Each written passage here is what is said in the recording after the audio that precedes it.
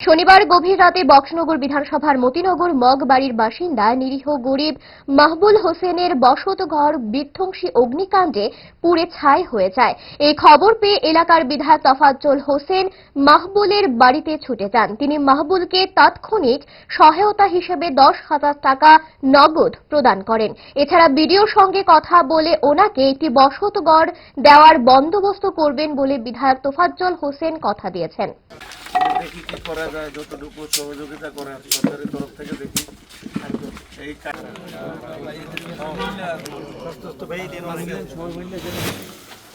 আজকে বক্সনগর ব্লকের অধীনস্থ আমার মতিনগর গ্রাম পঞ্চায়েতের 5 নম্বর ওয়ার্ডে, নামটা কি মাহবুল হোসেন, আমি রাত্রে সব ভোরবেলা খবর পেলাম কি ওনার বাড়িতে নাকি আগুন লেগেছে, ওনার ঘর একটা পুড়ে ছাই হয়ে গেছে।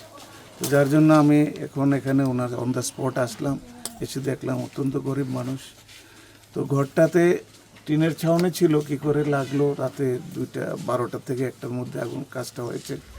তো যার জন্য আসলাম, গরিব মানুষ, এখন ওকে কি সহযোগিতা করা যায়। আমি সাধারণ একটু সহযোগিতা করলাম অর্থনৈতিকভাবে, তারপরে আমি বিডিও সাহেবের সাথে কথা বলে ওনাকে একটা ঘর দেওয়ার ব্যবস্থা আমি করব, এবং বাকি দেখছি বিডিও সাহেবকে দিয়ে সরকারি সহযোগিতা কতটুকু করা যায়।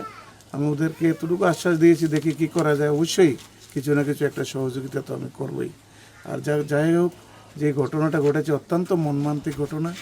সেরকম এখন কে বা কাহারা করেছে বা কিভাবে হয়েছে সেটা আমরা কিছুই জানি না, কিন্তু অত্যন্ত মর্মান্তিক ঘটনা হয়েছে। একটা গরিব মানুষ আজকে এত নষ্ট হয়েছে। একটা আগুন লাগলে কত হাজার হাজার লাখ লাখ টাকা ক্যাশ টাকাও ছিল, ও রাবার বাগান বিক্রি করে রেখেছিল, সেটাও জ্বলে গেছে।